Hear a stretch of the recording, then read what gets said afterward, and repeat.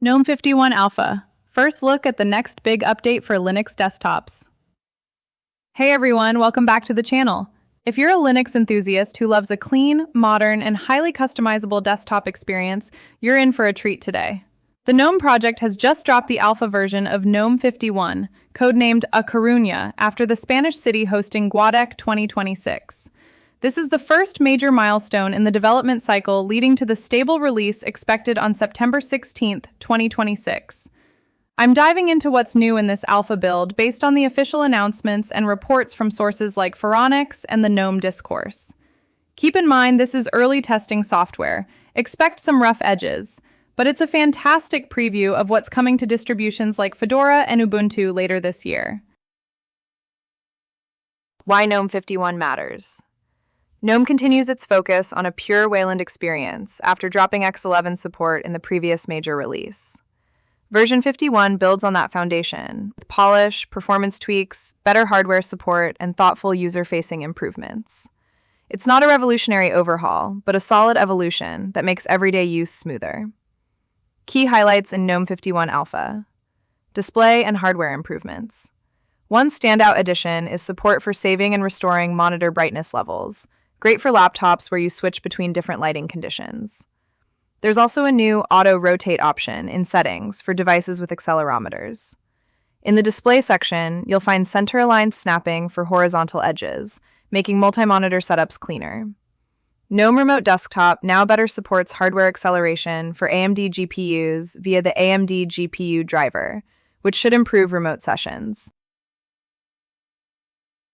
Nautilus Files gets smarter. The file manager now displays a handy count badge when dragging multiple files. It also advertises notification categories for operations like mounting, unmounting drives, improves view reloading performance, and correctly shows starred items in the recents view. These are small changes that add up to a more responsive and informative experience. Settings, GNOME Control Center, overhaul. The Settings app receives significant attention this cycle. New features include DNS domain search settings in the network section, caching for the VPN plugin list, improved WireGuard handling, the ability to disable the touchpad when a mouse is connected. WEP Wi-Fi support has been removed, as it's outdated and insecure. Plus, numerous visual tweaks and small enhancements across accessibility, about, applications, color, keyboard, power, printers, privacy, and more. The remote login section now better supports SSHD and socket units.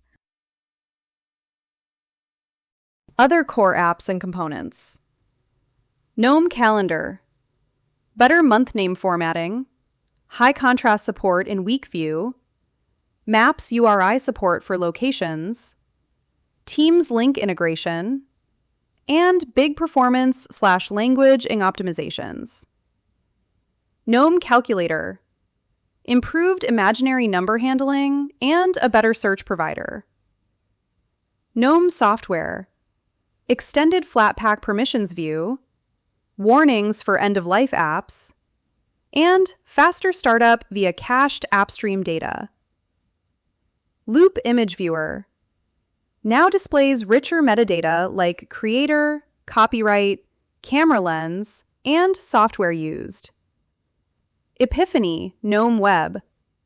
New shortcut to copy the current page URL and secure password generation using libpw quality. Under the hood. New QR code generation API. Improved screencasting with fewer buffer copies. Support for eLogind as a libsystemd provider.